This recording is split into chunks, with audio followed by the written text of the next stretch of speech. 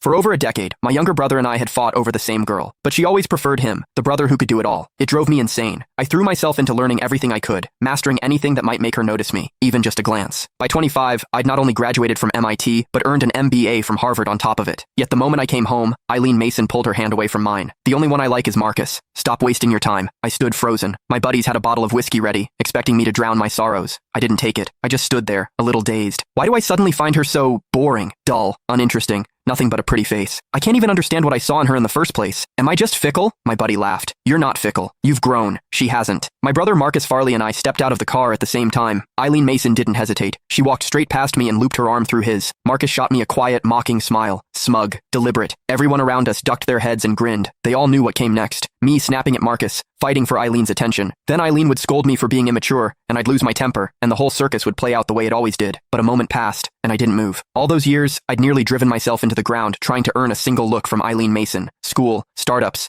building a media brand from nothing, after navigating boardroom politics, after rubbing shoulders with people who shaped policy at the highest levels. Marcus's little routine? It was laughable. I kept my expression neutral and handed the gift bags to one of the housekeepers. From my parents, for Mr. and Mrs. Mason. Marcus's smile faltered. Eileen frowned and glanced at me. Inside the villa, I noticed the dining room table had only 4 chairs. Mr. Mason, Mrs. Mason, and Eileen already accounted for 3. Marcus let out a soft laugh. Sorry, bro. Forgot to mention you were coming too. Looks like they didn't set a place for you. Why are you apologizing for that? Eileen turned a cold gaze on me. Russ Farley. Marcus didn't do it on purpose. Just go get yourself a chair. There's no need to make him feel bad about it. It was always like this. Eileen always took Marcus's side without question. But the strange thing was, I genuinely felt nothing. I couldn't even remember why I'd fought so bitterly with my brother over her in the first place. Miss Mason, I haven't said a single word yet. Eileen blinked. In the past, I would have already been shouting, accusing Marcus of his passive-aggressive games. Bro, you're upset. Marcus stepped forward. Don't be mad. I'll go grab you a chair. He moved to get one, but Eileen caught his arm and pulled him back. She looked at me, her voice ice cold. This is the Mason house, not a place for you to throw your weight around. If you don't want to get the chair yourself, then don't bother staying for dinner. A few of the housekeepers couldn't hold back their laughter. I caught someone whispering, watch, he'll go fetch it himself like a puppy. Please, when has he ever not swallowed his pride just to sit a little closer to Miss Mason? That won't be necessary. I smiled faintly. I only came to drop off gifts for my parents. I wasn't planning to stay for dinner. Besides, I have somewhere to be. Enjoy your evening. Eileen stared at me. Something unfamiliar flickered across her face. I didn't acknowledge it. I turned and walked out, my stride unhurried. Behind me, Marcus's voice carried a note of wounded confusion. What's so urgent that you have to rush off, bro? Was he actually upset with me? Is that why he didn't stay? Eileen watched as I got into the car and drove away. A slight frown creased her brow. Don't worry about it. Marcus let out a cold laugh. A few years abroad, and his little jealousy games have gotten more sophisticated. I'll give him that. Playing hard to get now. Honestly, I'm starting to wonder if one day you might actually... Eileen pressed a finger to his lips. I told you, you're the only one I want. The truth was, I really did have things to do. I'd started an internet company with a college friend. Business was picking up fast, and I had a dinner meeting with a client that night. My partner sent me a message. Heard you're back in the country.